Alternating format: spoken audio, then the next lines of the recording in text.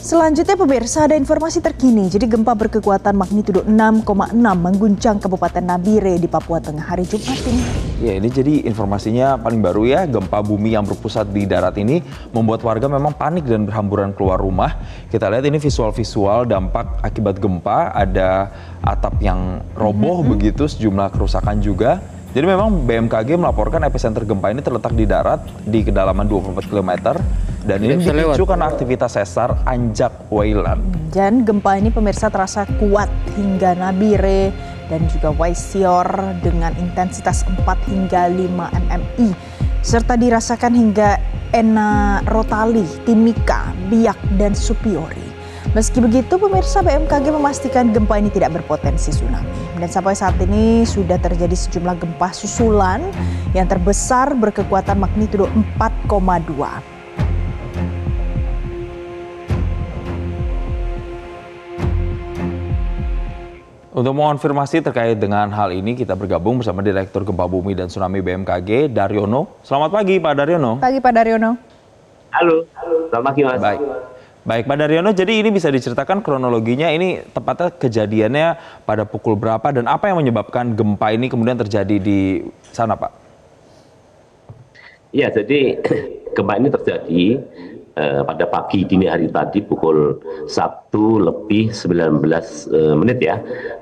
Gempa ini mengguncang seluruh Nabire dan sekitarnya dengan kekuatan info cepat 6,6, tapi kita update setelah data cukup banyak kita analis ulang dan mendapatkan magnitudo perbaikan 6,5. Jadi gempa ini kita menyebut sebagai shallow crustal earthquake karena memang gempa yang dipicu oleh aktor sesar aktif ya, yang kita duga kuat pembangkit itu adalah sesar Anjak Weilan atau sesar naik Weilan.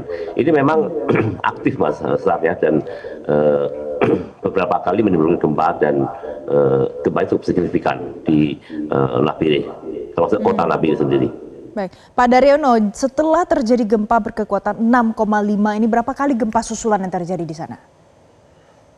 Hasil monitoring kami hingga pagi hari ini pukul 8 sudah terjadi gempa sebanyak 50 kali Mbak, dan 3 kali dirasakan oleh masyarakat.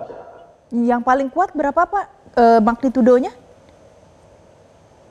Yang paling kuat dari gempa ini yang kami catat adalah berkekuatan 4, enggak. Yang paling kuat itu berkekuatan 5,1 Kak. Itu yang beberapa setengah jam yang lalu. Ya, Pak Daryono, selain Nabire, kami dapat informasi juga ini sampai berimbas ke wilayah-wilayah lainnya, Pak. Seberapa besar wilayahnya dan wilayah mana saja, Pak? Iya. Gempa ini hasil monitoring kami ke masyarakat dan hasil pemodelan shake map itu gempa ini juga dirasakan di Ena Rotali ya, dengan kekuatan guncangan itu didistribusikan sebagai 4 modified Mercalli intensity, kemudian di Waisior juga 4 mmi, kemudian sampai ke Timika juga Kak, 3 mmi. Jadi gempa ini memiliki spektrum yang cukup luas, bahkan sampai di Biak dan Supiori itu 2 hingga 3 mmi seperti truk lewat itu. Baik, dan informasinya dari BMKG kalau gempa ini tidak berpotensi tsunami, benar begitu Pak Daryono? Betul, hasil monitoring kami begitu kita mendapat magnitudo, kita modelkan tsunami-nya ternyata aman dan tidak ada sesuatu yang dikhawatirkan terkait potensi tsunami ini, Mbak. Okay. Baik, terakhir Pak Daryono, apa himbauan untuk masyarakat dan apakah masih ada potensi terjadi gempa susulan berikutnya, jadi sehingga masyarakat nantinya bisa mengantisipasi hal ini? Iya, kalau gempa susulan kita pastikan masih terjadi, namun untuk terjadi yang lebih besar itu kita belum bisa memprediksi. Yang pasti masyarakat dihimbau untuk tetap tenang, tidak berpanik. Rumah yang sudah retak, yang sudah rekah, miring, sebaiknya jangan dipanik dulu, takutnya akan terjadi gempa susulan yang signifikan sehingga itu akan lebih parah kerusakannya. Yang pasti masyarakat pesisir nggak perlu khawatir tsunami karena memang tidak berpotensi tsunami. Demikian, Mas. Baik, jadi tidak berpotensi tsunami tapi tetap harus lebih waspada. Pak Daryono, terima kasih. Direktur Gempa Bumi dan Tsunami BMKG sudah memberikan informasi terkini untuk pemirsa Metro TV. Jelajahi cara baru mendapatkan informasi. Download Metro TV Extend sekarang.